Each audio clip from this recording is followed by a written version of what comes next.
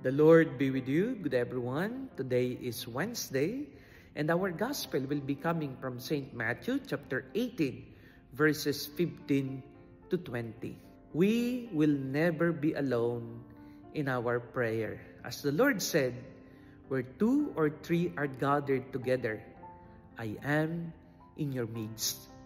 The power of communitarian prayer. In the same way that the Trinity is a community, Father, Son, and the Holy Spirit. The Holy Family is a community, Jesus, Mary, and Joseph. Our church also is a community. And what unites the community is always the presence of God. That's why I said, in prayer, we shall never be alone. Whether that is a personal prayer inside our room, in the privacy of it.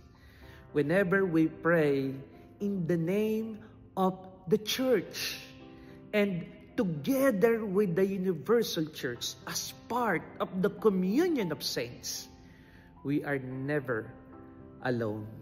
But of course, it is always good to pray with our brothers and sisters, knowing that there is someone united in us, in hearts and in soul, that makes the prayer even more beautiful.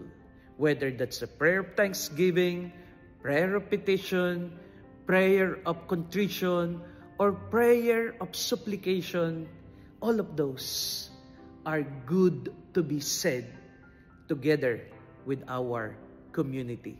So I challenge you, as a family, pray together. As a community, pray together. Because the Lord will always be with us in our midst. God bless.